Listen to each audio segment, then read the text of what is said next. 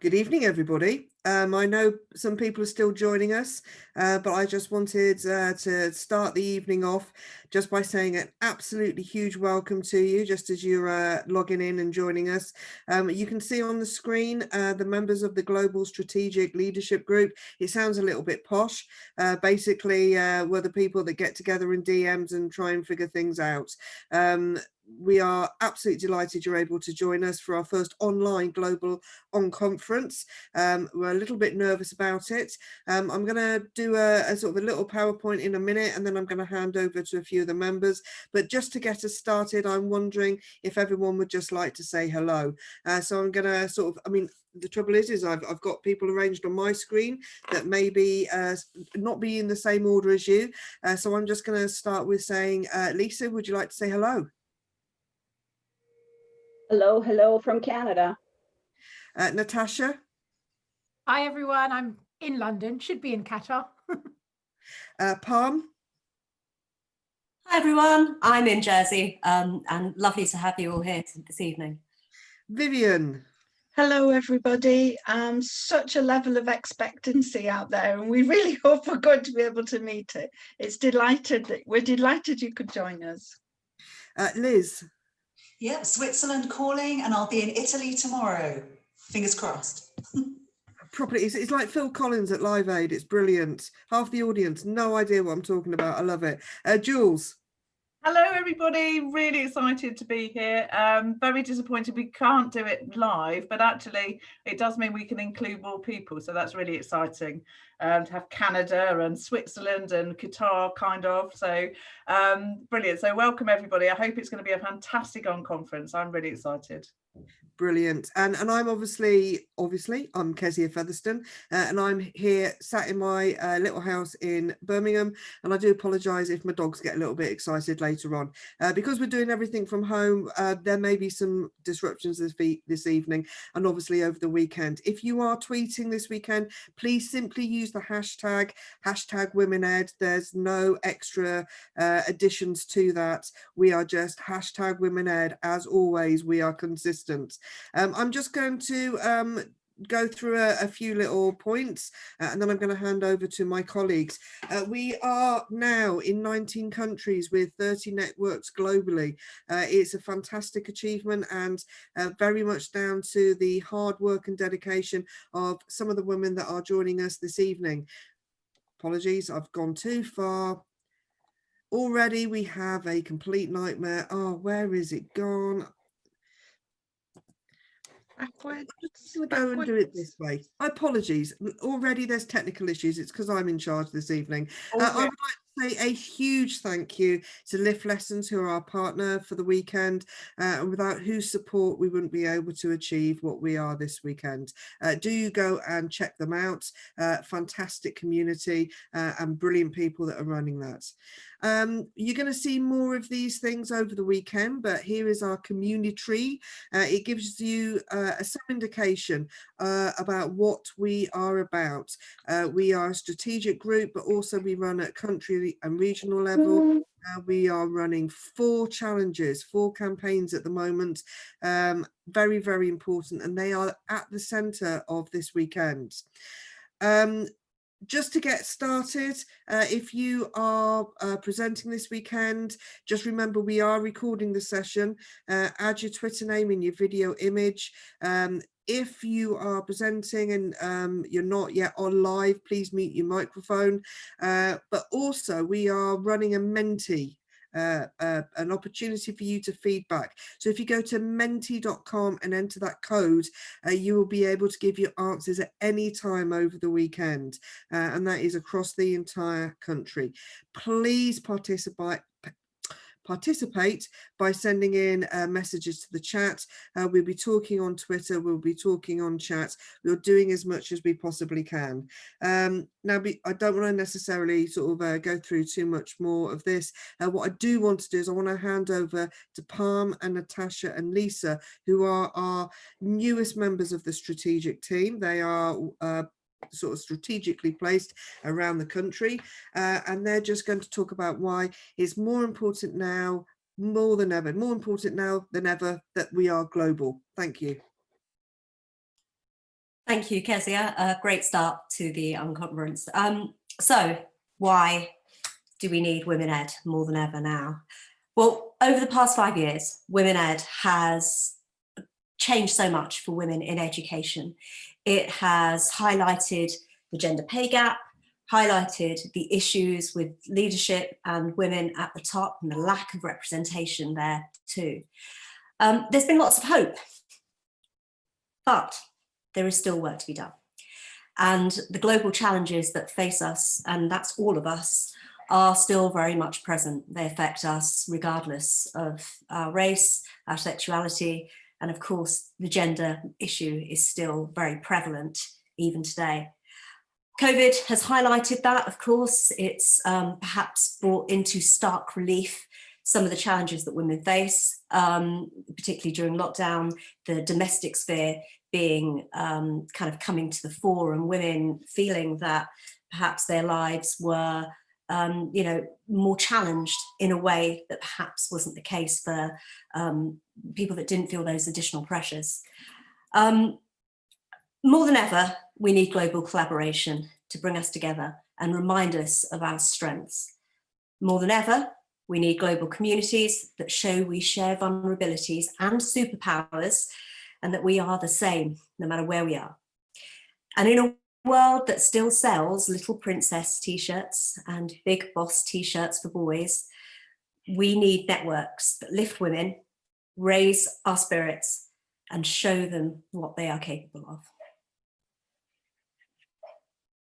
Natasha, I think it's over to you. I follow that. Easily.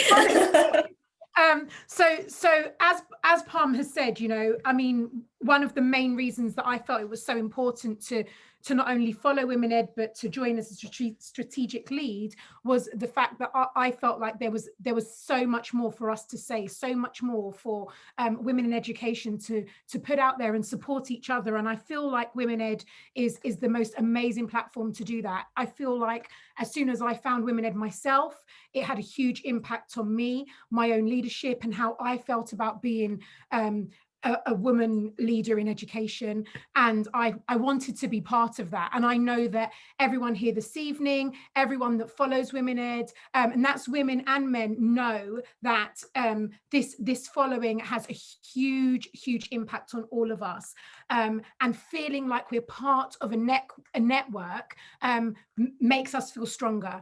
And I feel like that is why I'm here, and I know that that's why the other ladies that I'm working with are here as well. It's a way for us to work together, to collaborate, to support, to mentor, to coach, and all of those amazing things. And I'm based in the Middle East, and even more so for anyone. I mean, it's global, and even more so for people in the Middle East. It's and women in the Middle East. It's even more difficult, I would say, for us to kind of get any platform and any say. And actually, this has been a real support network for me, and I know that it has been for so many people that I'm working with. I've got friends logging in from India and other people around the world, and actually they've all said this has been an amazing platform to share, to feel supported, and let's continue on this journey. And this is one of the ways of us doing this. And I can see, already over 100 participants here, and the impact that this will have in the future is amazing. So let's continue on the journey. Let's continue working together, and let's continue supporting each other. Lisa from Canada. I'll probably be the only one speaking without an accent. I hope that was okay to say. I joined Women Ed mostly to listen to the accents because I think they're all hot. So I'm out here in Canada. It's 12:30. Normally I'd be ordering skip the dishes, but here I am with all of you. I stumbled upon Women Ed a couple of years ago at a conference in Banff. If you ever come to Canada, you must visit Banff.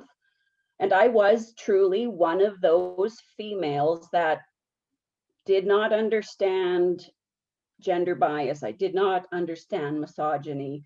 I definitely didn't understand women who cry in public. But something happened that weekend.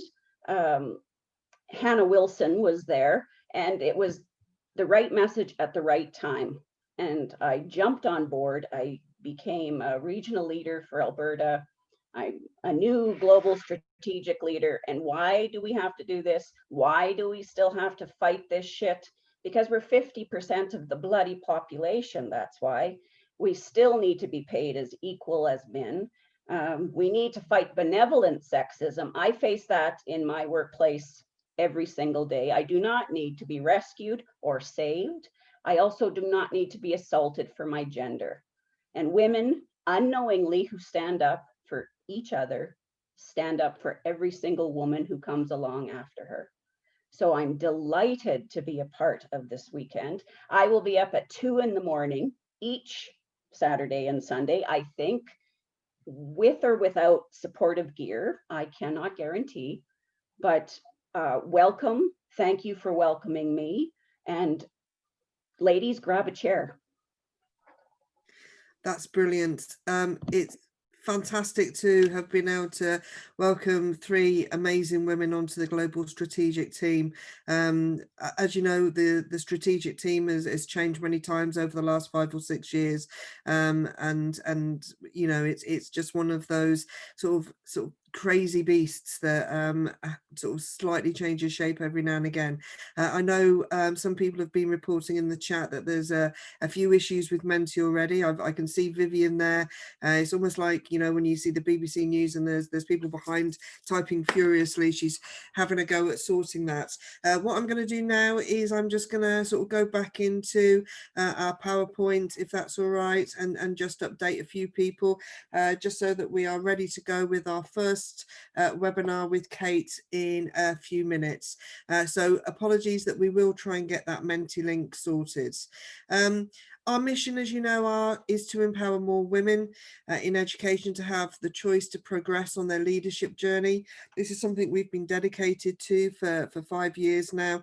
It's something that in some areas is improving and other areas is getting more complicated and more difficult. And I think the fact that we have grown across the globe, well, first of all, it caught us a little bit by surprise, but it's clear that it's something absolutely essential to women in education, no matter where they're based. Our values remain absolutely at the core of everything that we do.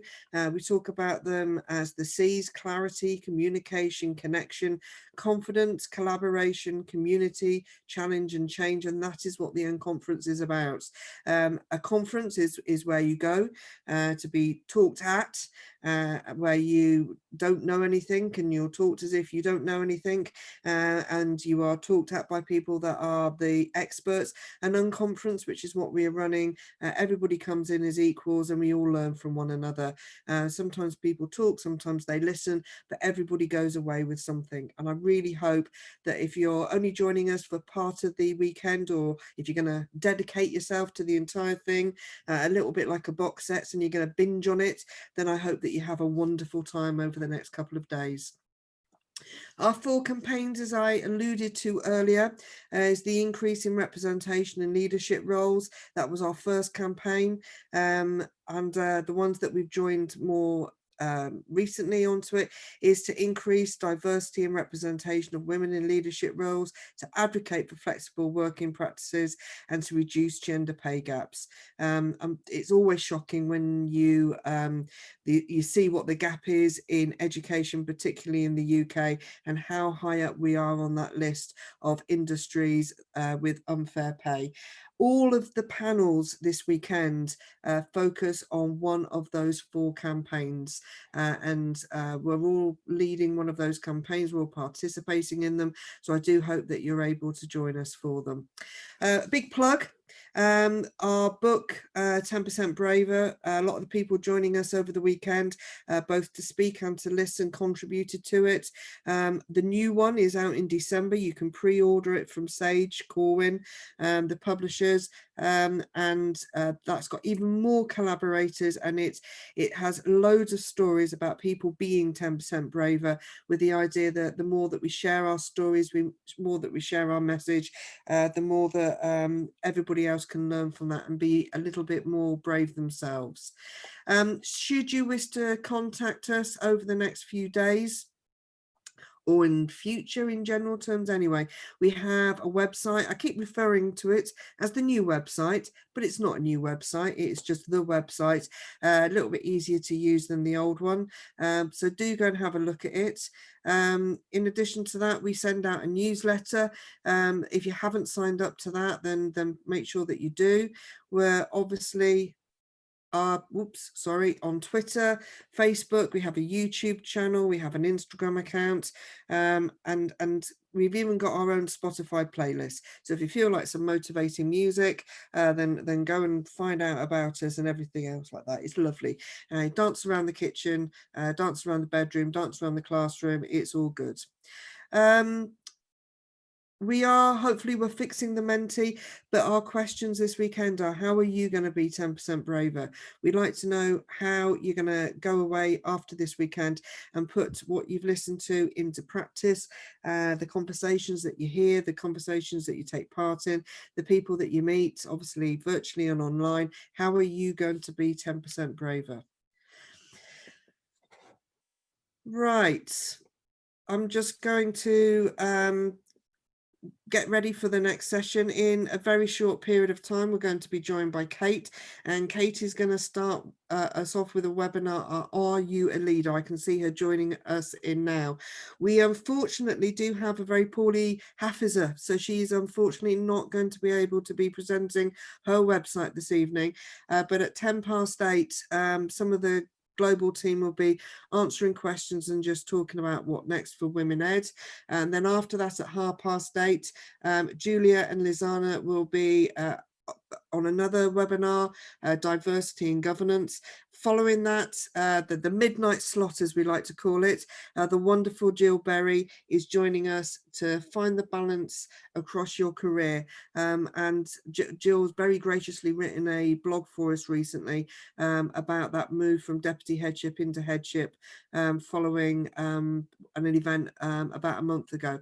So that is something to definitely hang on for, where, you know, we put always the best till last secretly, just to make sure that you hang on.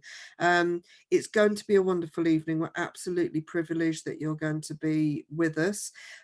Kate, are you all ready for your webinar? As ready as I'll ever be, I think. I think that's brilliant. What we have, the people that are at home listening, we have a lot of people here that don't necessarily feel overly confident using the technology this weekend, but over the last 6 months, I think we've all kind of put up with it. I'm really delighted that Kate is kicking us off this evening. Really important message, and she's joining us from the southeast of England today. So I'm going to mute myself. I'll probably hide myself as well, just because obviously I'm so distracting. And I'm absolutely delighted to hand over to Kate. Thank you. Thank you, Kezia. I haven't timed this, so I'm just going to keep rambling and see where the time takes me. I am going to ask everybody here the question, are you a leader? Why we're questioning it is one of the first things I'd like to say, because I know a lot of men that don't question it. They just think, well, yeah, of course I am. But we do question it as women, and as teachers, we do question it. So that's what I'm going to do this evening, is ask you that question and talk you through some things that might make you be able to come up with an answer for yourself. So first of all, I talk very fast. Apologies for that. Try and keep up. Who am I and how did I get to where I am? I started teaching in 1993 as a nursery teacher first in a nursery school in East Ham. I moved to a junior school in South London, Southeast London, to teach year 3 after that. I then moved up to Nottingham and did a year as an unofficial year 5-6 phase leader in a primary school. Came back to London, to Lewisham, to a year 4-5-6 phase leader role. And then by 2000, I was a deputy head in Lambeth. My first headship was 2004, 1 form entry school in Croydon, then a 2 form entry school in Bromley, and then a 1 form entry in nursery in Bermondsey in Rotherhithe. Left there in 2015 to go to the job I'm in now, which is in East Sussex in Crowborough, which is a complete culture shock for me, having done most of my teaching and leading in London, to come out to the counties. But it's great. It's a fantastic school. I really enjoy working there.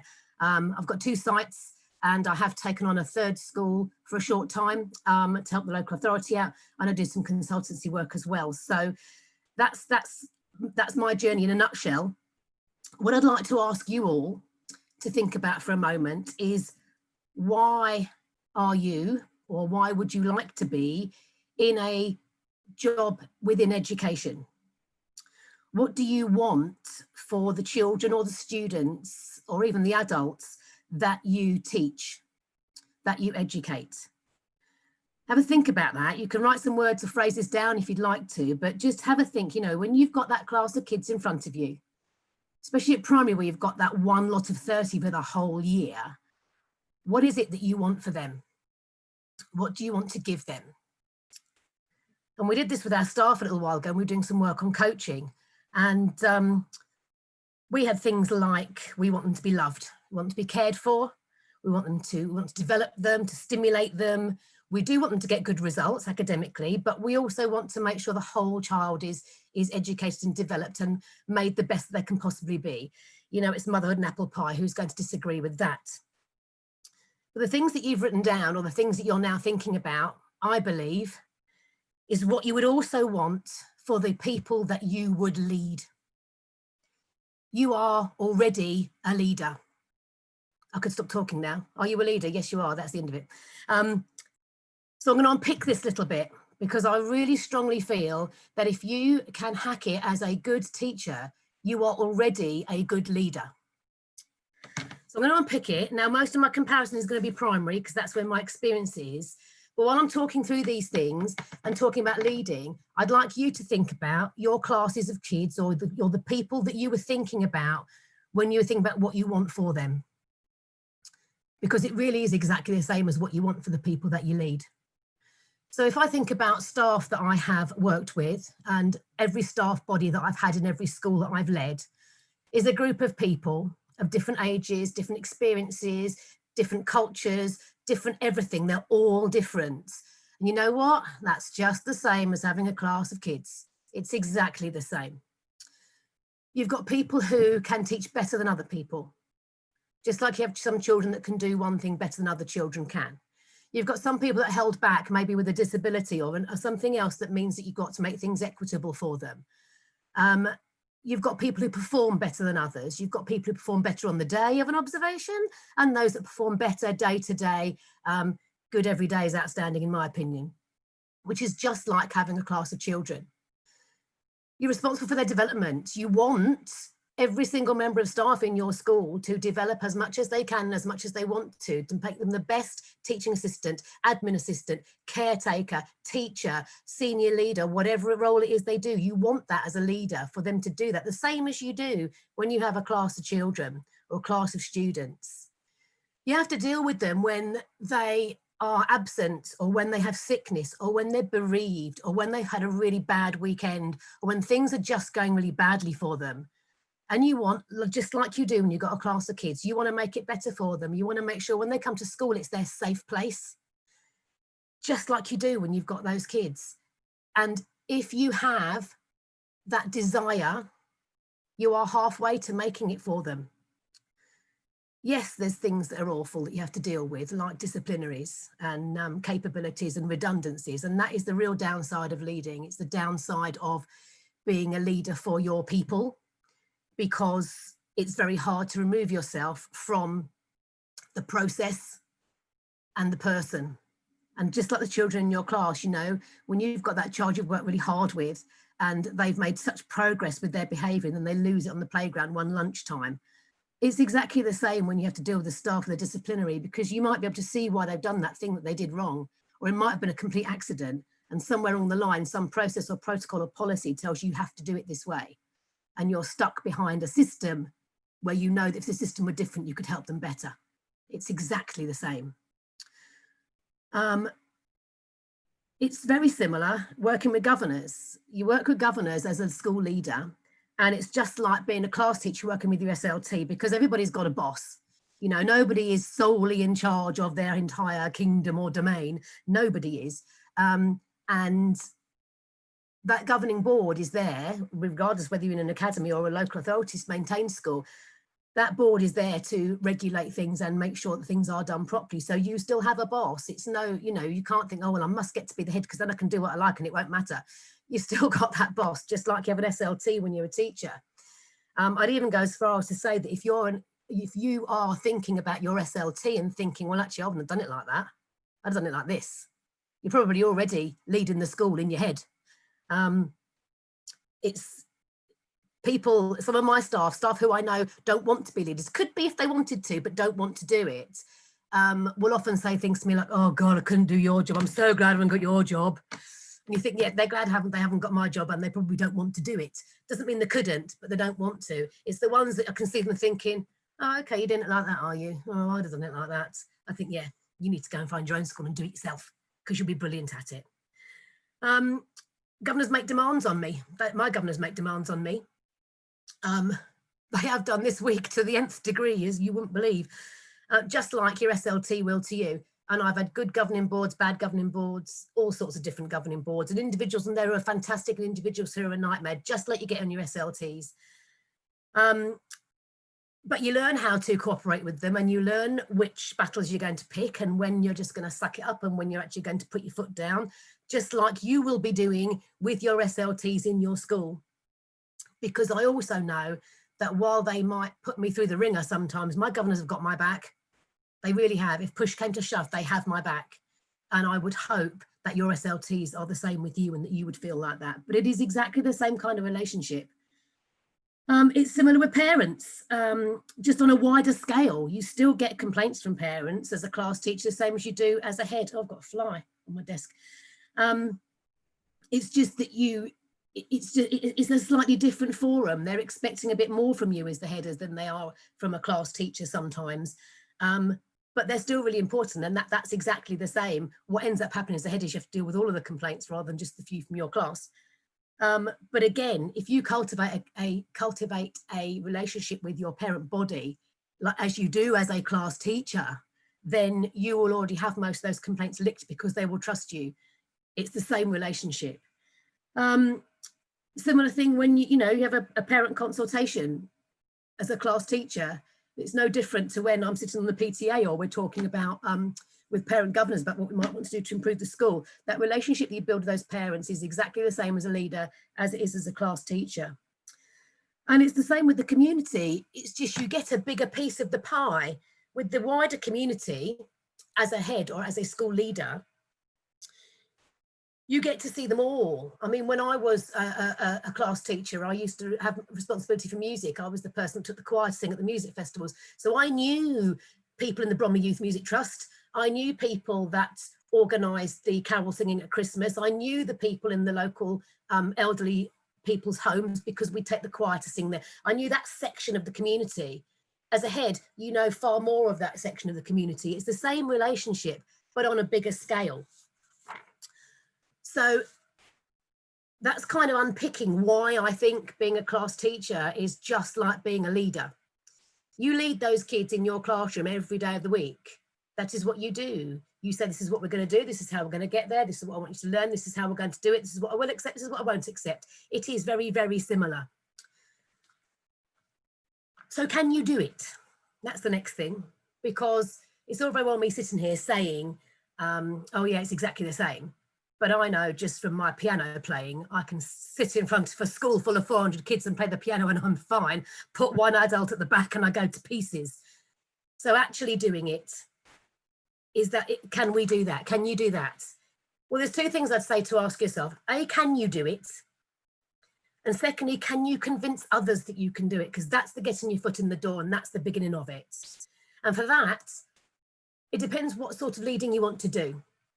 What I would do now is I would go, well, not now, after all these lovely webinars are finished this evening, is go onto the internet and find yourself a school that's got a job going that's similar to one you might want, and get the job description and the person's specification.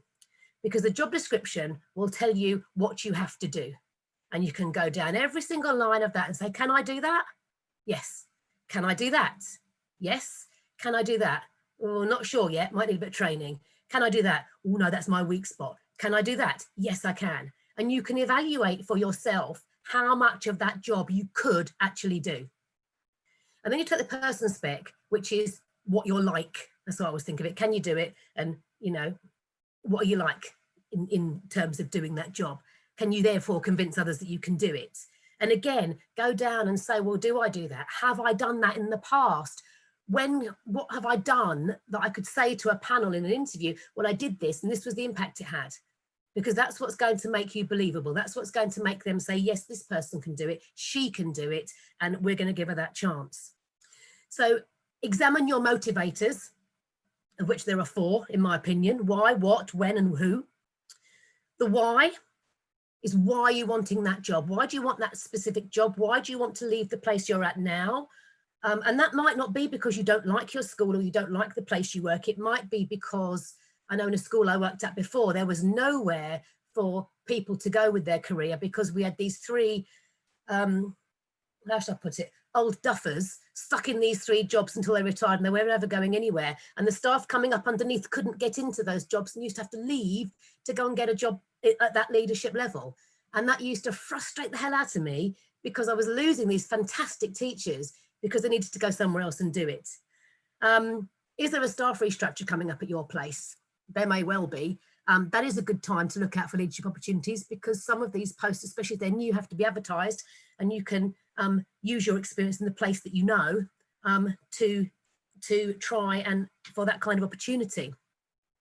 Your what is what kind of post. Now, a leadership post is too important for any old job. It's too important, you know. I'm sure we've all done things before. We thought, I need to get out of this particular place. I might do some supply for a while, or I'm going to take a fixed term contract. That's all fine in teaching, but when you're looking at leadership, in my opinion, it's far too important to just go, oh, I'll just go there, it'll be fine. Consider whether you want a class-based role or one that's half and half, class-based or not class-based. Think about the distance that you've got to travel, because there's probably going to be some late nights that you've got to do as leadership. And is that then going to be a long way traveling home? Anything that's personal to you, like childcare or anything else that you know is important, can that work in that particular kind of post? It might work for some women and it might not work for others, and that's where you need to be very clear on what your what is. And think about your where. No, I'm lying. What kind of school? What kind of post and what kind of school? Because that again is different for us all. Thank goodness, because if it wasn't different for us all, we'd have some schools overrun with staff and other schools completely empty. So look at things like what the intake is like. Look at the area it is in. Look at the state of the building. Look at what your strengths are and what your weaknesses are, and see, do they fit with that school? If you know you're not particularly good at something like IT, and you go to a school where they've said, well, we haven't been able to invest in IT for the last 7 years, that's not really going to marry up particularly well. They're the sort of things you want to be looking at. And ask yourself, what are you letting yourself in for? There was, when I took this job on, it was like so many jobs, it was absolutely not the job that was advertised. And when I said this to the old chair and vice chair of governors, after I'd been there about 6 months, I said, you didn't tell me all of this stuff before. He said, well, you never asked. And I thought, well, how are you supposed to ask what you don't know? But then we've been recruiting recently, and one of our potential candidates said that to me. She said, what is it you're not telling me? I was like, what? She said, is there something about this post that you're not telling me? And I said, well, yeah, there is actually. I said, it has to be confidential, but this is what it is. And I just thought, actually, good for you for asking it, because a leadership post is too important to take a chance, because you're going to want to make a success of it. And you need to make sure that what you're choosing is right for you, because that's the other thing about leadership posts, in my opinion, is it is as much you choosing them as they are choosing you.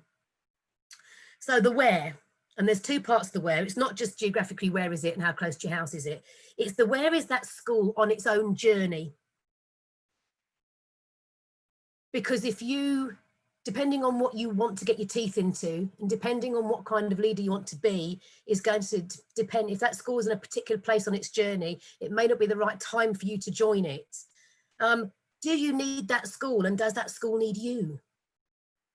Where is it in Ofsted terms? Where is it in the local authority terms? Where is it in the multi-academy trust terms? Where is it in the terms of attainment and progress? All those kind of things. And the answers to those questions will tell you whether that fits your ideal. We all have an ideal of what our perfect school would be like. And all those little answers will start saying to you yes or no, because it's too important to just go, oh, this one will do. I'll just apply for that one, it'll be fine. And the last one is your who. Who works there already? Do you know who works there already? Research it. The internet tells you everything. You can do a lovely bit of internet stalking. The Ofsted website will tell you some things, but it's always worth doing a bit of an Ofsted history. So don't just look at the most recent one. Look at the one before. Look at the one before that. Who was the head? Who was the chair of governors? You know, are they swapping around too much for your liking? Or are they the same ones all the time and the school's getting no better? It can tell you so much by looking at an Ofsted report history rather than one single report. Look at their website, look at the key people, do some research on them online. You know, go to LinkedIn and find out how long have they been there? Where were they before? Did they work with other people there in previous schools? Is it one of those sort of old boys networks, which you know, either you've got to A, decide if you want to try and break into it, and B, decide if you want to be part of that if you do break into it. What are the local authority like? Who else do you know that works in them? Do you know anybody there already? Because they will, if they don't know themselves, I say, oh, I know, I've got a friend that's a TA there. She said so-and-so, so-and-so. And those bits of information can tell you so much about the school and whether that's where you want to go. All the way through this, there's two things that I think you need to remember. One is you need to know yourself. You need to know what it is you're good at, what you're not good at, what you're working at, what you've given up on, what is your absolute unique selling point, for want of a hideous phrase, so that you know what it is you are selling to people, and be 100% honest with yourself. Because if you can't be honest with yourself about what you can and can't do when you're rating yourself on those job descriptions and person specs, then you're onto hiding to nothing, to nowhere. Because if you can't be honest with yourself, you're never going to be able to be honest with a panel. So to wrap it all up, with 3 minutes to go, I'm quite pleased with that, given that I didn't rehearse. I asked the question at the beginning, are you a leader? I truly believe anybody who can stand day in, day out in front of a class of children, teenagers, adults, and make a success of it is a leader. And if that's what you want to do, then you just got to go out and get it. And if the first lot of people you apply to don't want you, it's because they're the wrong people for you, and you just keep going till you find the right place and the right people. Or as I said the other day on Twitter, if you know the book Where the Wild Things Are by Maurice Sendak, when Max gets fed up with the monsters and the wild things and the wild rumpus, he says he wants to go back to where someone loves him best of all. And that's what you're looking for, the school that you can lead in that will love you best of all. Absolutely fantastic. I think if this was in person, you would have an absolutely rapturous applause, Kate. That is absolutely brilliant. The feedback on Twitter and in the chat has been brilliant. I know you wouldn't have been paying any attention to it. As a fellow head teacher myself, a lot of that made an awful lot of sense. Though at one point I thought, oh God, I'm now the old duffer. As we get through it, and we've all been for those interviews at those schools where there is definitely something they are not telling you, and sometimes you're quite pleased when you actually know what it is, and other times you think, oh, I think I might just have a little walk away there. Thank you ever so much for that, Kate. Is there anything that you would like to add to what you've just presented? Not really. It's just something I feel really passionately about, that, you know, teachers are leaders the minute they finish their university course and step into the classroom, because they're leading groups of kids all the time, and adults are just big kids and kids are just small adults. Absolutely. I mean, you know, and I think for a lot of people, there may be a hesitancy to go into leadership because, you know, you're not sure if you want to lead people, and actually people can be very tricky to lead. I think it was, I remember someone saying, well, if you want to know how you lead teachers, you figure out what direction they're going in and you run around to the front. It saves you an awful lot of time, but it is the most rewarding of posts. I think the only thing that I'd add is that we've probably all worked for leaders we thought were awful and leaders we thought were brilliant. And whenever I meet a leader that I'm questioning one way or the other, the first thing I say to myself is, what were they like as a class teacher? What were they like in front of a class of kids? Yeah.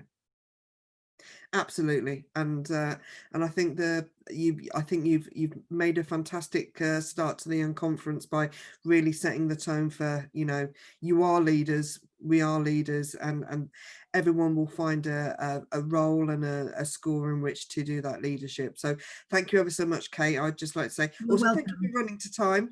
It's brilliant when that happens. Absolutely fantastic. I'm now going to be sort of rejoined by my global strategic leaders. Thank you ever so much. Either feel free to go out and then come back in as just a member of the audience, or just sort of turn off your camera and mute yourself. That's brilliant. I'm going to hand over first to the wonderful Vivian, who's had quite an exciting day in Women Ed terms, and is just going to update us. Could you let me share the screen, Kezia?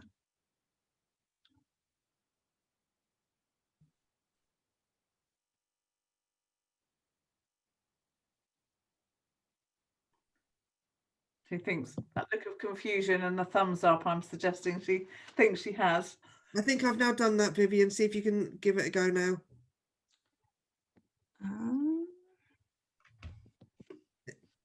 Oh, there it is.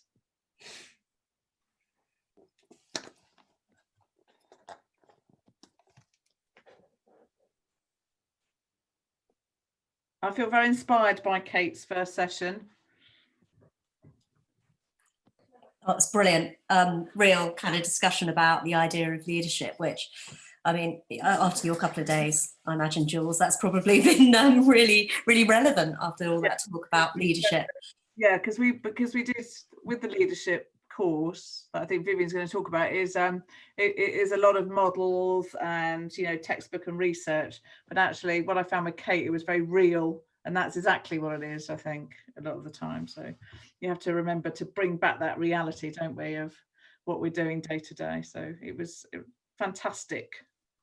That's fantastic. I mean, I think it's going to be quite interesting because Vivian's going to talk about sort of her contributions to the masters, while Jules is actually one of the master's students. Yeah. I don't like the word masters, but it's better than mistresses, really, I suppose. Bachelor as well. I mean, we've even got gendered education, haven't we? That we do a bachelor and a master's. You know, why can't we do a, I don't know, spinster? You know, we're doing mistress. Gonna say, yeah, well, we're on to madams and all kinds of interesting things now. Yeah. Oh, definitely. PhD is gender neutral, isn't it? So we need some gender neutral titles for our education system, even. Absolutely. Gendered choose all the way. Vivian, are you excellent? It looks like we're at that point. Brilliant. Thank you very much. Sorry, I was finding it in the wrong place. I want to talk now for people who are in England. This is an England only offer, which I'm very sorry about. I'll come back to that. In England, we're partners with the National College of Education, and they have been able to access the apprenticeship levy funding and offer leadership masters and apprenticeship for free, using that drawdown for the levy funding. Now, don't get too excited, because there are still 1 or 2 local authorities or trusts that don't accept that, but the National College is always prepared to have those conversations. The vast majority of trusts and local authorities in England on the mainland, sorry, Palm, on the mainland, can access this funding. It's a 2-year master's programme, and the really exciting part of it is that there is a Women Ed cohort. So it's only women in that cohort, and we are, as Women Ed, curating the existing curriculum, changing it, tweaking it, adding in diversity, adding in the research and the learning from the lens of a woman leader. And it's been really interesting in doing that for the first module, because there was quite a lot to rethink, even with organisations and those creating the curriculum that are already on board with diversity and gender equity. we're therefore suggesting that some of you might like to be 10% braver, because to add to the current cohort, there's a further intake in November. One or two of our Women Ed colleagues are already joining that cohort, such as Emma Turner on Sunday, because it's taken the National College a little bit of time to figure out how to apply the apprenticeship rules to staff who are part-time. Well, there's a concern straight away, isn't there? We're already smashing some of the barriers for women there. It's mostly women whose part-time role is has got a small time equivalence, like 0.2, 0.3. But we found a way, and they're going to join the programme in November. So we're being able to offer out some more spaces if people would like to do that. And there's a really big welcome to our colleagues from an ethnic heritage background, because we have a very clear determination that this master's programme is going to make things better for women leaders, and particularly for women leaders of an ethnic background. So the link is there for you. We really do want you to apply. You apply at that link, and then that takes you through to the National College to talk about whether this is the right programme for you, and can your local authority or your trust draw down that funding. And one of our colleagues, Jules, is actually a participant on the master's programme. So she has gone through the brain hurt of 2 fabulous learning days at the end of the first module. I just swanned in every now and again and said the odd thing and then disappeared. But Jules has gone through the whole of the first 2 days in the Women Ed cohort. So Jules, tell people what it's been like. Yeah, it's been fantastic, Vivian. I've really enjoyed it. And I felt it was really important, and more than I realised, to have the Women Ed cohort. So after each seminar, we would go into the Women Ed cohort and then into breakout rooms. And there was something really special about that. And really lovely. And in fact, Jeanette, somebody that was on there, told me that the reason she was actually on the master's course was because she joined Women Ed and she came to our Unconference in Sheffield. And she said, I spoke to her for 5 minutes. It was a really lovely moment, because she said, oh, you just spoke to me for 5 minutes. Your daughter was there, and you explained what Women Ed was. And she said from there on, she's really concentrated on her leadership journey, and she's joined the Masters. So that was really lovely to sort of see the Women Ed impact. But as a personal level, I always joke, that I don't really see myself as a leader, and Vivian's always telling me off for that. So this is quite a big thing for me to sign up, because I always say I just sort of mucking around really, and having a bit of a laugh, because I just love teaching and being in school. So it's making my head hurt, yes, because we've had lots of lectures about how you develop people and to make the best of them. And I'm really passionate about that, I think, because I don't think we have any teachers that are bad teachers, and we don't have teachers that don't want to be there. They might just be in a difficult situation, which, and I know that I've been there myself. So developing our staff and learning about that through leadership, I think, has made me really excited. And I'm desperate to go and try out all my new things I found out. Thanks very much, Jules. That's lovely. And certainly we'll be continuing to work with the cohort, both in terms of the curriculum and the readings, but also monthly get-togethers with the whole Women Ed cohort. And the launch last week was fabulous, really exciting, really empowering, and really ensuring we've got women who are determined to support other women and to change the face of leadership in this country. Yeah. So there's the link. It's fully funded. I'm saying it's for England, but what we want to do as part of our vision, of course, is to look for these kinds of opportunities outside England for people in our other networks. We're already starting to work a little bit with some of the international school organizations. But to everybody out there that isn't in a network in England, then please, if there's opportunities for potential partnership, doesn't have to be for a master's, it's about any way of really helping to empower more women to be leaders, then get in touch with any of the strategic leaders and we can start talking and see what's possible. Our vision would be to have partnerships like this in all of our networks all over the world. So think about that and see where we can go with it. Thanks very much, Kezia. That's brilliant. Thank you ever so much, Vivian. And that sort of, I'm going to ask Liz whether, before she rushes off to Italy in some sort of private jet, Liz has been working really relentlessly, particularly across Europe, but in other sort of far-flung reaches of the globe, to really help establish some country regional networks.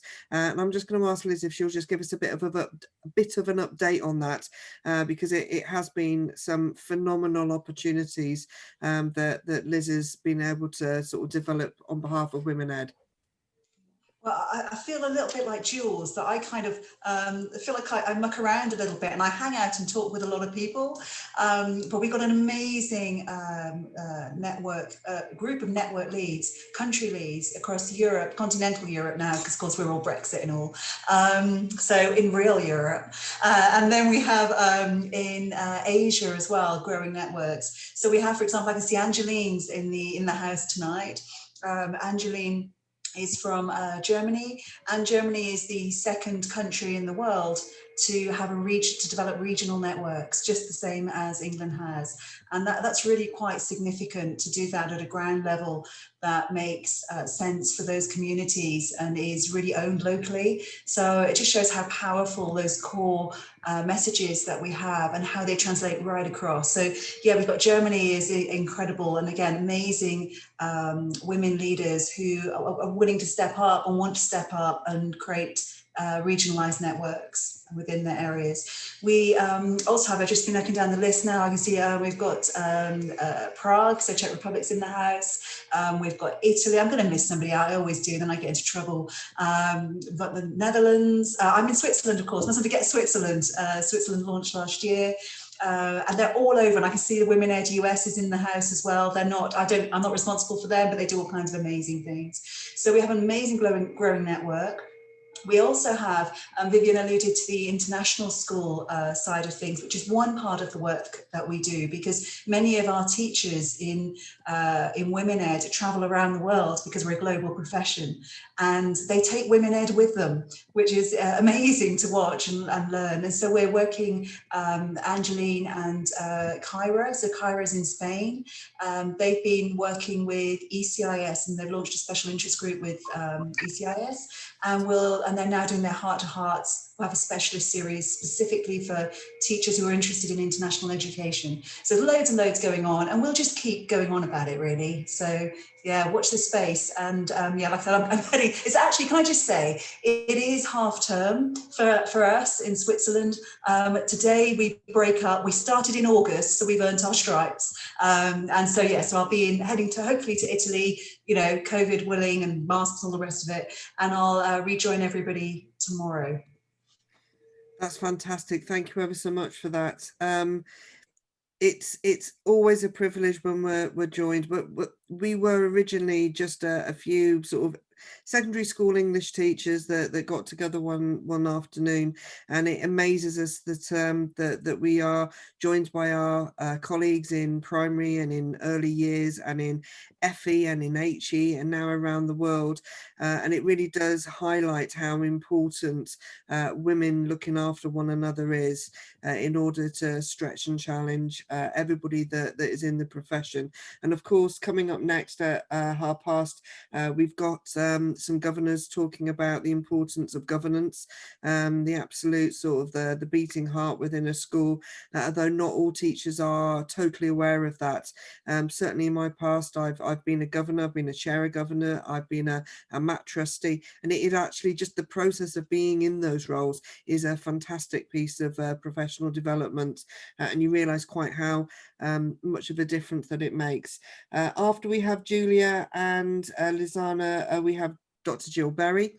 She's joining us at 10 to 9 for the last session today, and that'll be fantastic. And then we start again tomorrow at I believe it is about 10 to 10. When we'll be introducing the morning. We call it a morning. It's a very, very long session, but I do hope that you're able to join us for that. Before we just get ready to be joined by Julia and Lizana, I'm wondering whether it's possible again to return to Lisa and Palm and Natasha, and just for them to sort of just summarize very quickly just sort of what they're hoping that the next year will bring for Women Ed or for themselves in these roles, as they're so sort of fresh to the role. This is their first Unconference leading as a strategic leader, and it really just gives us a flavour of what the absolute core of what we're intending for this weekend. I'm gonna pick on Lisa first, mostly because she's in the middle of my screen, and she's probably got to go off and do some work, because actually it's the middle of the day in Canada, and I'm very mindful that we're taking you out of your day-to-day role. I applied to be a global strategic leader, or in my case, gay strategic leader, so I could join other like-minded women in making equality a thing of the past. We are all equal.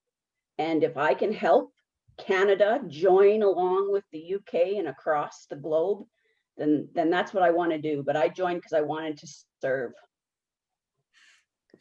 Absolutely fantastic. Palm, are you able just to share with us? Gosh, why did I step up to this role? I kind of applied for it, not really expecting to get it, to be honest. I guess it's that imposter syndrome, isn't it? But I didn't think that. I thought, well, I'll give it a go, because it's something that I believe so passionately in. And for me personally, I think it completely revolutionized my thinking and my approach to everything I do, really.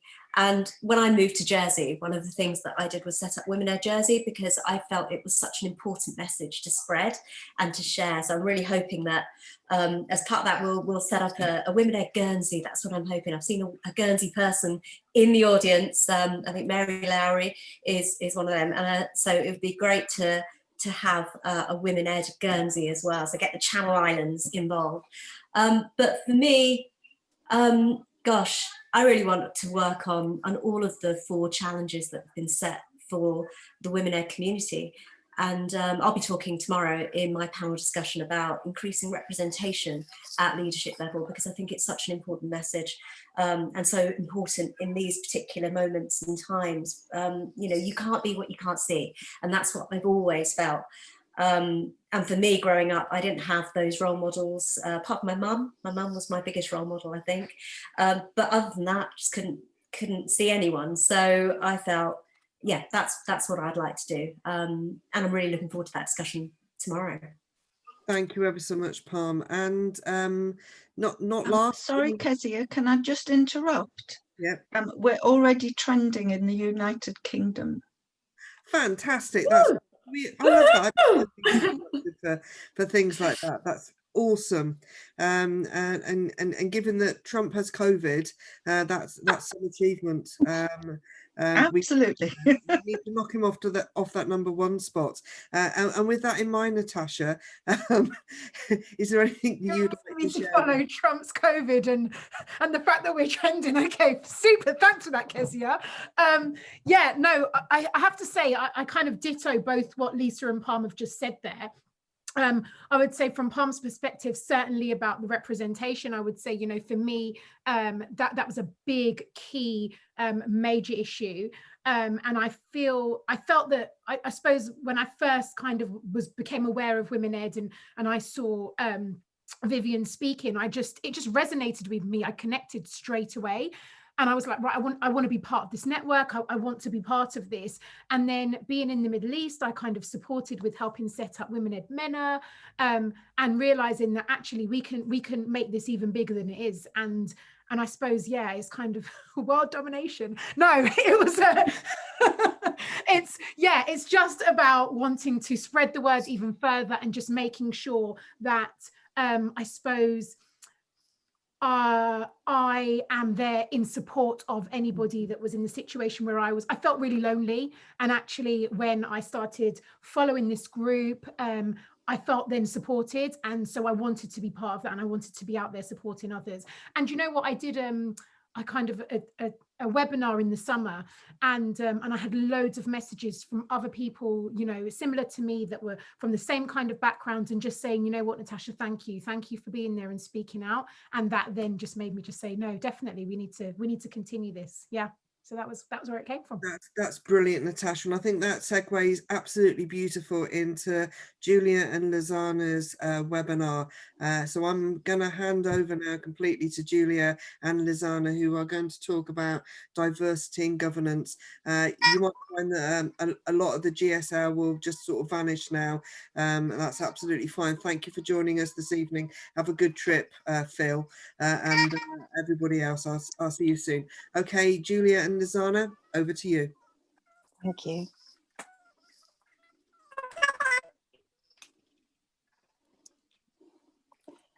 Ready if you are, Julia.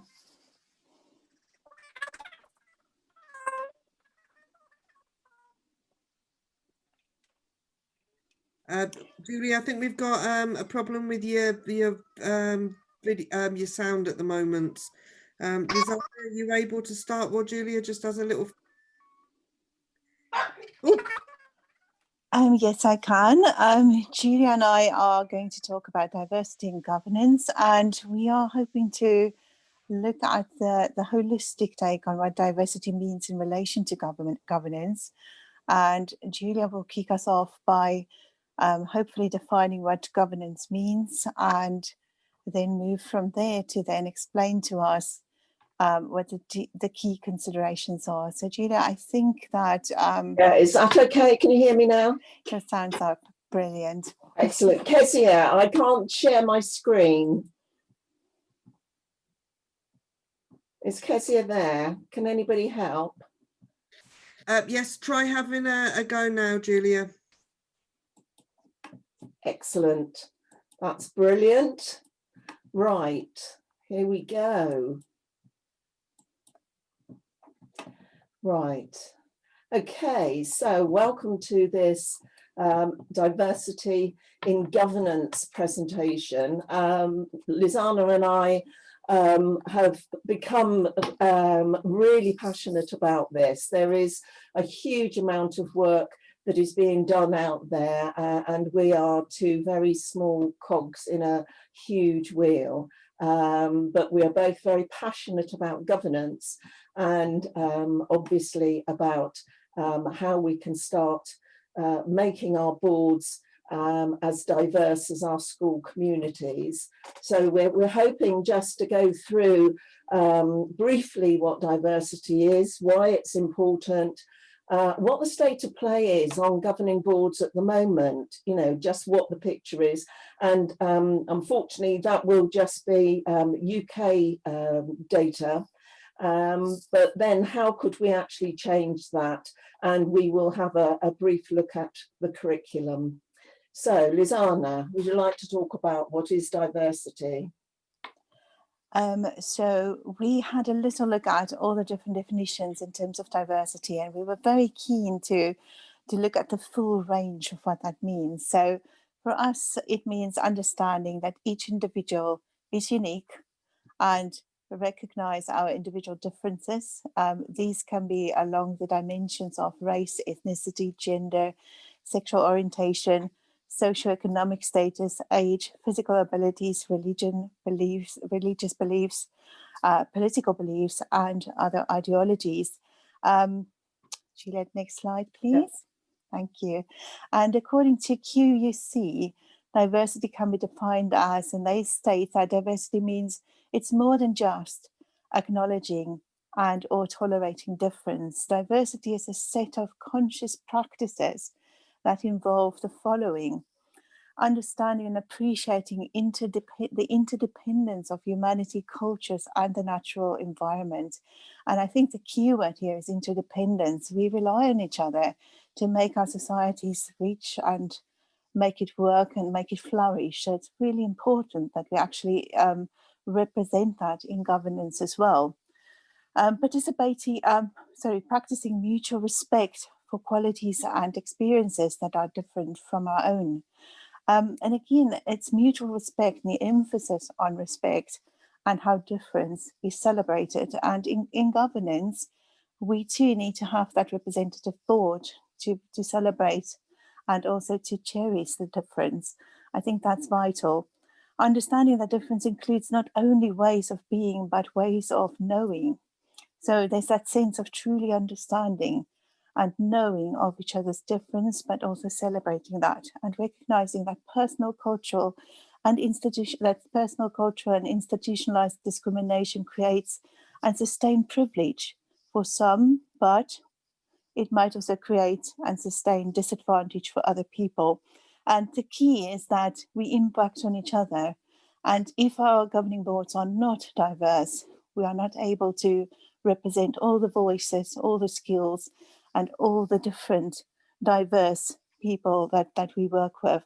And it's about building alliances across difference so that we can work together to eradicate all forms of discrimination. And I think Julia and I feel very strongly that we want to be allies and create that sense of awareness and also to open up the conversation to continue to explore what this means as a governing body. And it brings us then to Maslow's representation of how we can really become more aware of our situation. And Maslow argued that it's about creating that unconscious incompetence where we are and move us on to the conscious incompetence so that we have a sense of awareness. And that's what we want to achieve in this presentation. We want to open up that conversation. We are not necessarily presenting you with answers for it, but we are presenting you with a sense of what the issues are, what the situation is, and also how we can play a small part to make a difference, to really impact positively on our communities and also the children that we serve as governors, so that we could become conscious competent and also unconscious competent, so that we reach that level of automaticity as we need to reach, so that we can function really well and flourish. And it's really important to note that diversity is not limited to ethnicity, race, background, class, age, or needs. It is also linked to skills and the range of personality types in our society, so that we are absolutely clear that we need to represent the full range of people in front of us so that we can do the best for them in their development and growth in schools. Balbin highlights that the importance of skills and traits that individuals bring to the table to help us to be highly successful is really key to consider as well. And it's therefore important in governance to develop teams that are as diverse and representative as possible and as inclusive as possible as well.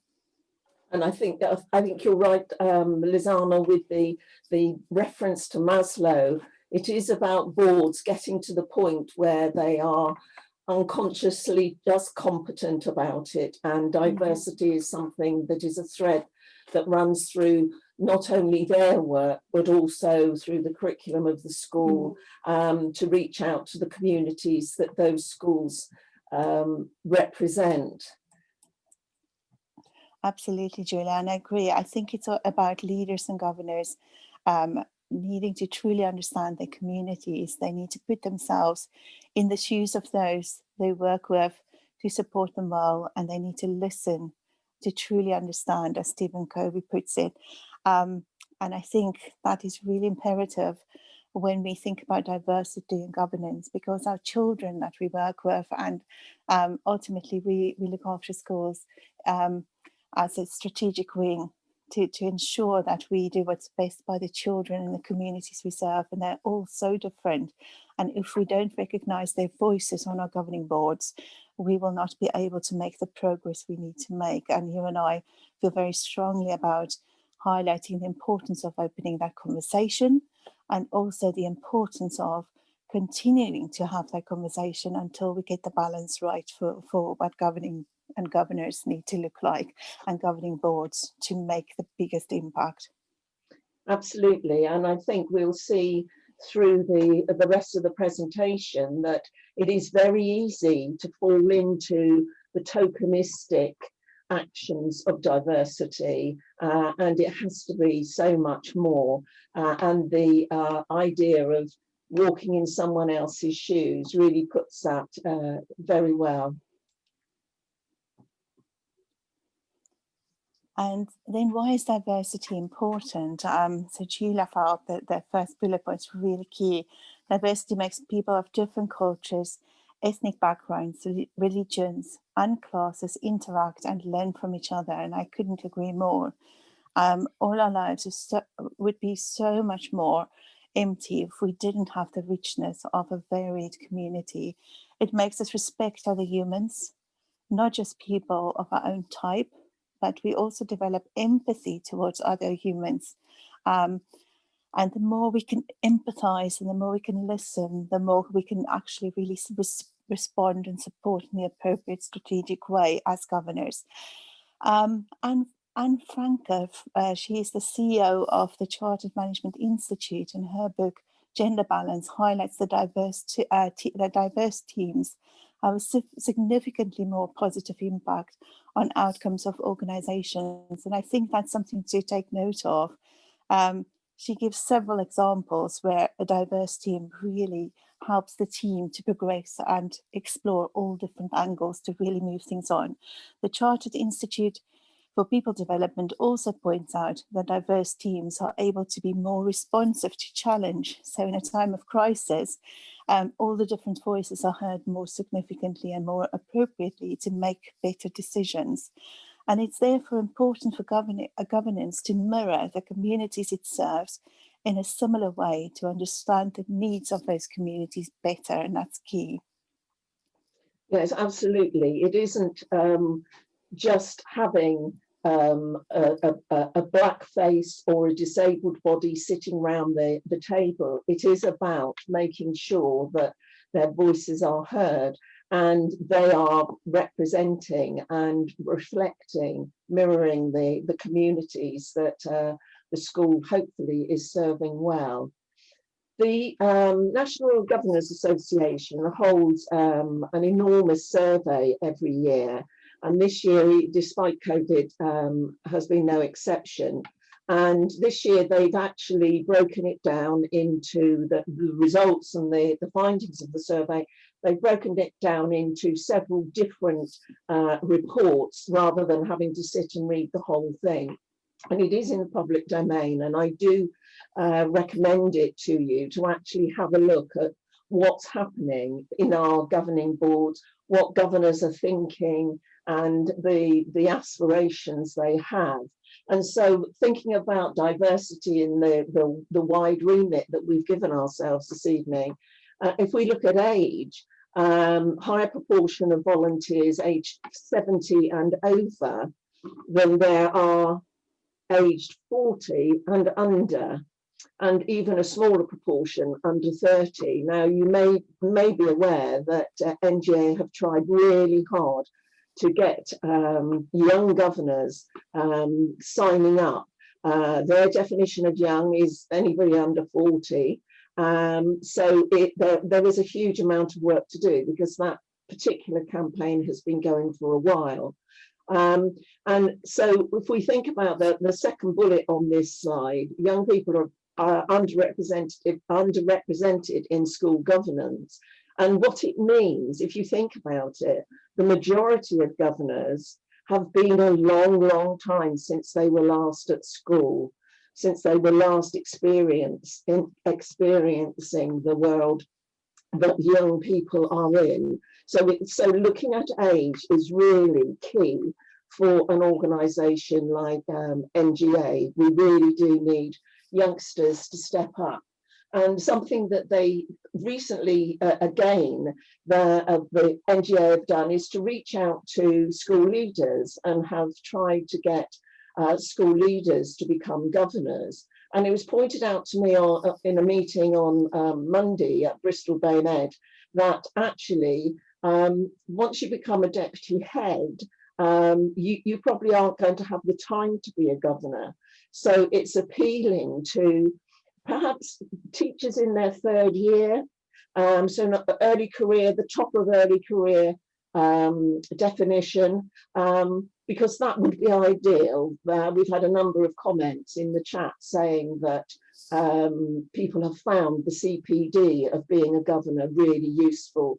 And I think once you're in your third year of teaching, hopefully your classroom practice has been sorted and you have that little bit of time and energy to look to build your CV, to build your experience. So perhaps that's where, and I have suggested it to Emmonites, that perhaps that's where NGA should look next, to try and encourage younger people coming in and people with some available time. I think the ethnicity of governing boards has been, is well known that it is a problem, and these figures are very disappointing because, again, NGA have tried to do another campaign encouraging Black and brown folks and all mixes to become governors. But we're obviously not doing it right. We obviously, excuse me, we obviously haven't got the right approach at the moment. And it's really important that we actually look at those campaigns and how they have tried and how they've actually failed and what is actually needed. Gender is another area that can be quite strange for governance. Quite a lot of governors are female, and in primary, quite a few of the chairs are female. When you get to secondary, a lot more governors will be male and will be, that's where your chairs will be. And again, when you move into academies and trusts, again, that gender difference can become quite extreme. To try and help us with our presentation this evening, I had a conversation with some of the amazing networks out there. And if you are a member of a board that you want to improve your diversity of, then do reach out to networks like BAMED and Disability Ed. They're there, they know their clients, they know their customers, and they can really help. And this quote from Penny Ravager, it's not enough to want diverse governing boards or actively recruit governors from BAME communities. The board itself needs to shift its understanding. And I think this really highlights the fact that it can be very easy to be tokenistic. And we'll have a quote from Emma Knights in a minute that highlights that. Here, some words from Ruth Golding, who is the founder of Disability Ed UK, to make sure access isn't an afterthought. It isn't just about putting a ramp at the front of the school. It is about making reasonable adjustments right the way through. And her suggestion there in the second bullet of changing some of the text or using closed captions and subtitles, brilliant, easily done. And it's only from, speaking to someone who is disabled, who does have to battle, that we find the ways to make those improvements. And then to actively advertise, again, as I said, look to these networks, tell them that you want to, you're reaching out to actually improve the diversity of your boards.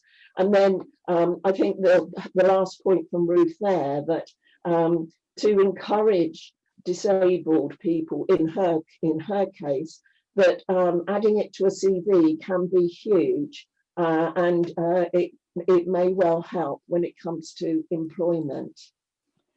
And It's actually, sorry, Julia, Yeah, I thought just to add to that, with COVID-19, we have found, especially I'm on a board of directors, when we thought of risk assessment, for example, for COVID, having someone with specific needs really helped for, you know, in our discussions to think very carefully about the needs of our community and the children.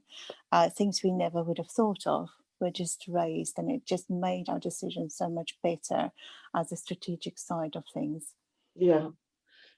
This is, thank you, Nizana. This is from Emma Knight's, which, you know, shows that, you know, she says here, beginning with the recruitment to governing boards, but then she does point out in that second bullet at the bottom, once you have a seat at the table as a Black, Asian or minority ethnic governor, are you listened to and valued?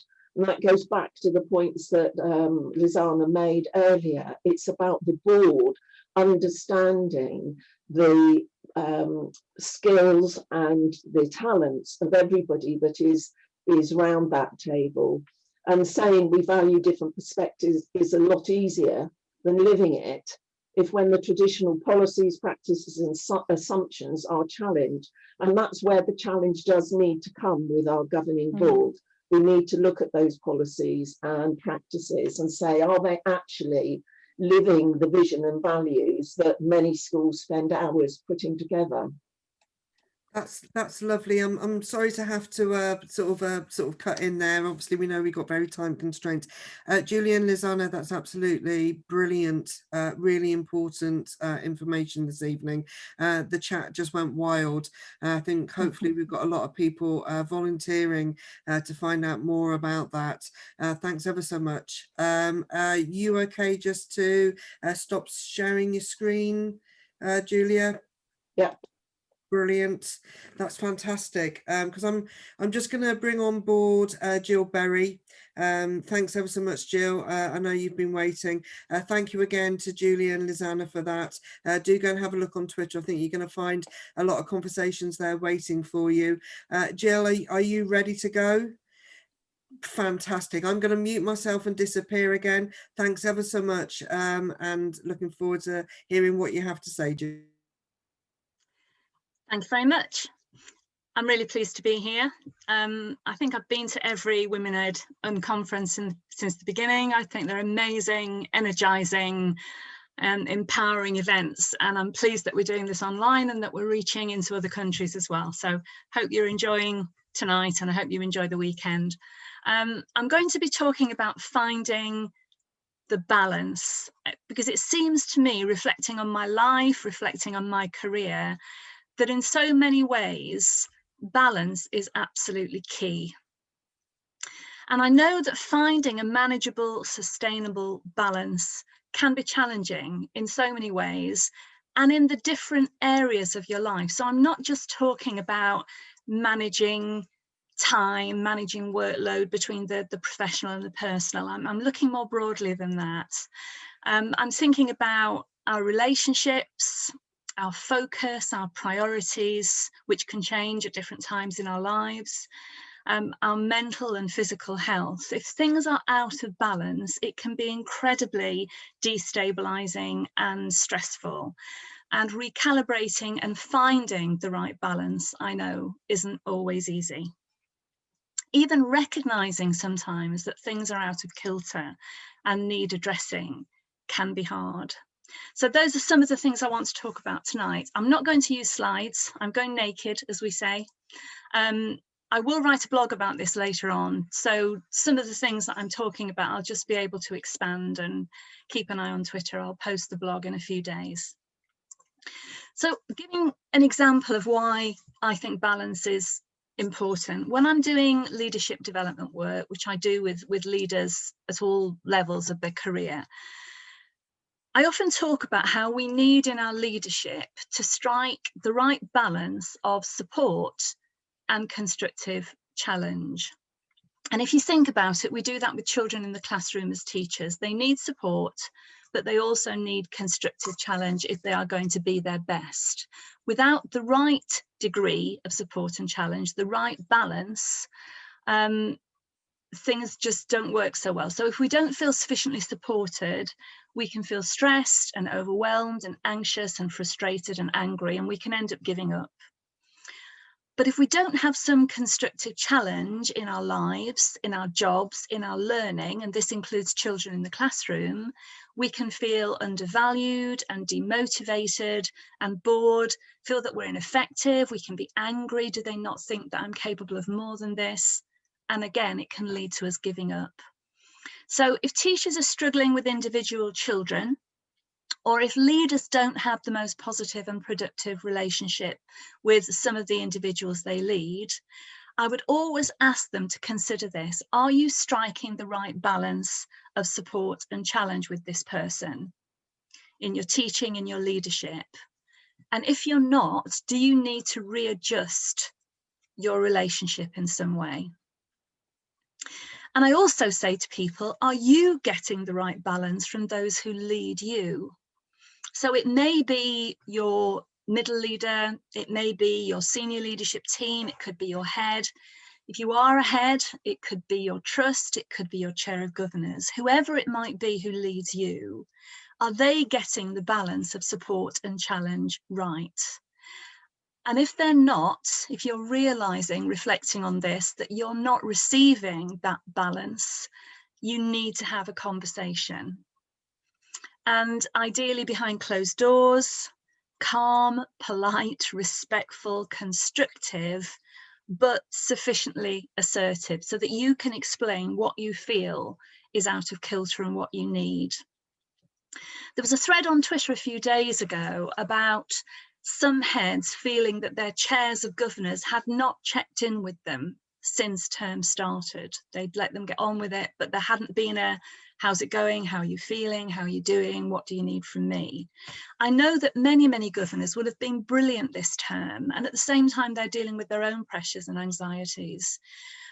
But there were obviously some heads who were feeling neglected. They felt that they weren't getting what they needed from their governors, given how hard they and the rest of the school were working.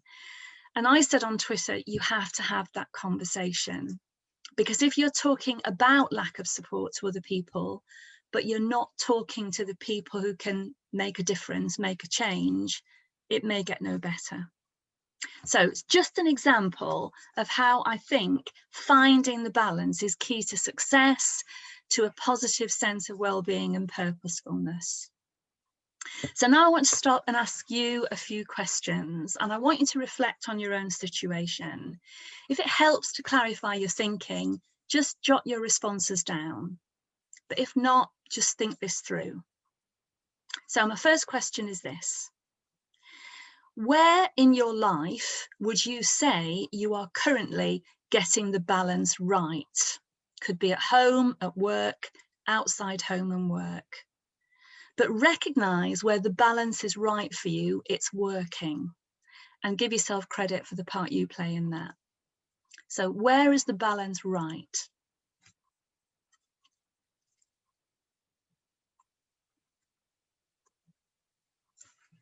I hope you haven't all gone home, gone away. I'm just talking to myself. Okay, second question. Where could the balance be better? Where could you feel more effective, more at peace with yourself and your life if the balance were calibrated differently? Just think about that, jot something down.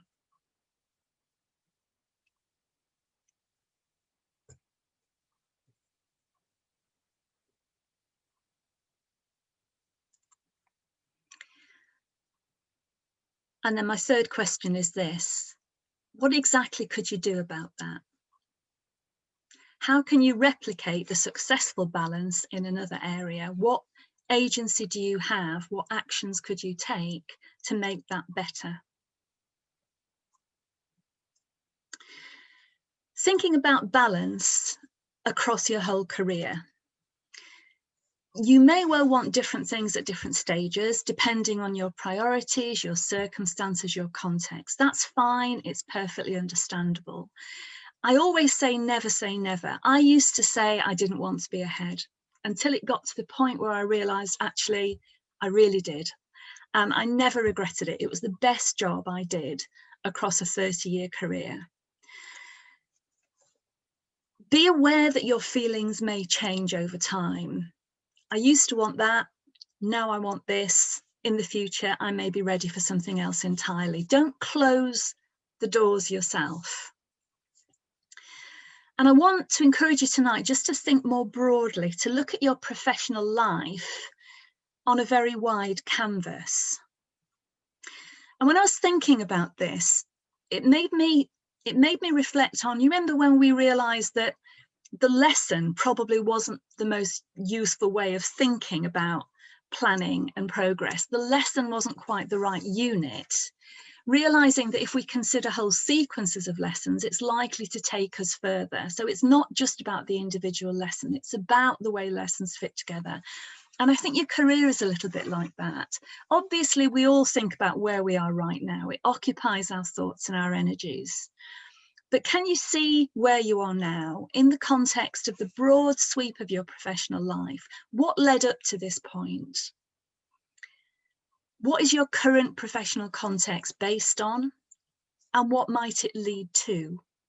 Can you achieve balance across your whole career so that in years to come, when you look back, you feel a sense of fulfillment, appreciation for what you've achieved, and an understanding of how each individual component contributed to the whole?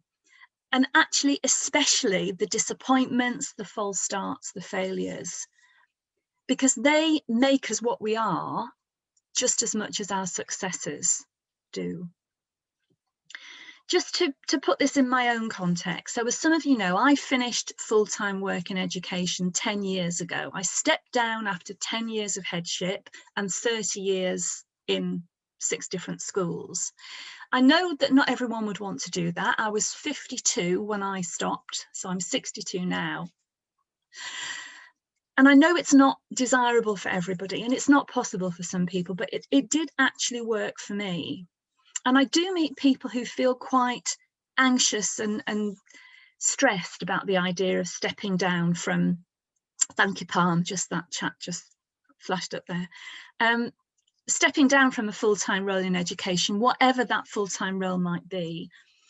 And they worry that when they stop being whatever their professional identity is, somehow their personal identity won't be sufficient. And I think we have to be really careful that we separate who we are as a professional from who we are as a person. They're obviously related, I understand that, but your job isn't the whole of you. And when you take that teacher or that senior leader or that head teacher, whatever it might be, out, there should still be a fully functioning person left behind. And that certainly was how I felt.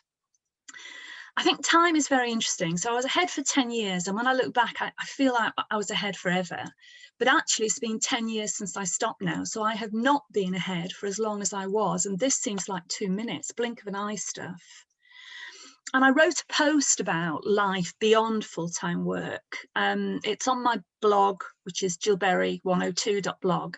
It's called An Exhale, because that's how I felt when I was writing it. I'm exhaling now after 30 years of holding my breath, I think.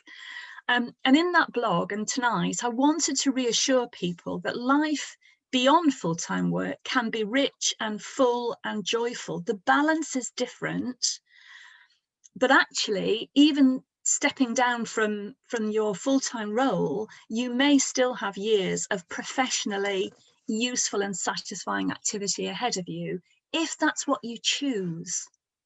And you may not want that. You may choose something quite different, and that's fine too, because one of the things I hope Women Ed has taught us is that we have to be respectful of other women's choices, especially when those choices are very different from our own. So whatever we do and whenever we do it, think about finding a balance which is right for you at the time. Think about what kind of balance you need to sustain you, and think about what you have to offer to sustain and support others, because that will all be part of the balance in your life as well. And a piece of advice, in the busiest years of your life, and I recognise a lot of you will feel you're at that point now, you can't imagine being any busier, and you're still here on a Friday night tuning into this, which says something very important about you, I think. In the busiest years of your life, don't lose contact with those people that you care about, whose company you enjoy, whose conversation you find energizing, because there may come a point in the future when you and they have more time to give to each other. If you lose contact with people, that makes it harder. If you've kept contact, it makes it possible. You also have chance, I think, to think about what contribution you want to make to the communities you're part of, which will bring you reward and a sense that you're paying forward, because you now have the time and the opportunity to do things that you may have wanted to do for years, but that the busyness of your life squeezed out. So as circumstances change, we have to recalibrate the balance so that it continues to work for us. I wrote a blog post about adjusting to a new rhythm earlier in lockdown, which helped me to recognise how I needed to adapt to a particular challenge, but how I could still make a positive contribution, I could feel grateful, and I could find joy. And writing the blog post really did help me process and come to terms with this extraordinary experience. So finally, what I want to say to you is this: I wish you all the best possible balance in all the elements of your life, and use the agency you have to try and find the balance that works for you. And I hope you find the joy. Thank you for listening. I'm stopping there, Kezia, and we can all have a slightly earlier bedtime than we perhaps initially anticipated. Jill, you're you. always brilliant. That was exactly what I needed to hear after a very long week in very challenging circumstances at the moment. Thank you ever so much for sharing that wisdom. It's been brilliant listening to you again. And I'd just like to again thank Kate and Julia, Lisanna, and also Jill for joining us this evening and for sharing their wisdom. Really important messages tonight. And I'd like to thank everybody. I think we've gone up to around about 130 people on occasions, which is an awful lot for a Friday night. So thank you for that. And hopefully you'll be able to join us tomorrow. Tomorrow we start at about 10 to 10 if you are in the audience, and Vivian will be your main host. She will be sort of the person sort of holding it all together. So it hopefully should be a little bit more eloquent, and there'll be fewer pugs running around. So hopefully that's great. Tomorrow we have Bucking the Trend at 10 o'clock with a number of women leaders from the southeast of England. At 10:20 I am leading a panel discussing the campaign to increase representation in leadership, and it's called Why Are We Still Protesting This Shit? I understand that didn't get through everybody's spam filters. Apologies for that. I'm naughty with me language. At 11:30 we have a webinar from Shirley Drummond talking about the elephant in the room. At 11:50 we have our second panel discussion which is around the campaign to reduce gender pay gap. Vivian will be leading this, and it is about why the gap getting worse in education and what is needed to reduce it. It's frightening that is actually happening. At 12:30 we have the Northern Ireland Showcase, one of our country showcases, and following that we have our second country showcase. The Netherlands will be showcasing. We will then have a very, very short break because we start again at 2 o'clock. So tomorrow's going to be absolutely jam-packed, and I hope that you're able to join us. Thank you ever so much, everybody. Please continue the discussion on Twitter. We have not Pray for Trump off I think at least on one occasion. So I'm quite pleased with that. So I can go to bed and have a little sleep and everything will be nice. Fellow GSLers, I don't know why I've just come up with that as a name for us. I'm clearly quite tired, and like a little toddler, I do need to go down and have a sleep. Is there anything you'd like to say before I say good night? Thank you very much, Kezia, for chairing tonight. It's been brilliant. I've really enjoyed it. I hope everybody else has. And we'll see you all tomorrow. Yep. See you tomorrow, Thanks guys. for everybody joining in this evening, and looking forward to you joining tomorrow. Gluttons for punishment, like we all are. Lovely. We absolutely are. Bring yourself a little bacon bap, bring yourself some coffee. Don't worry about doing your hair and makeup. Just come as you are. I'm now quite worried that a number of our presenters will be doing it naked. I hadn't heard that phrase before. Thank you for that. The images that are sharing will get me through the evening. Thank you ever so much, everybody. I'm now going to end the chat. Bye-bye. Bye. Good night.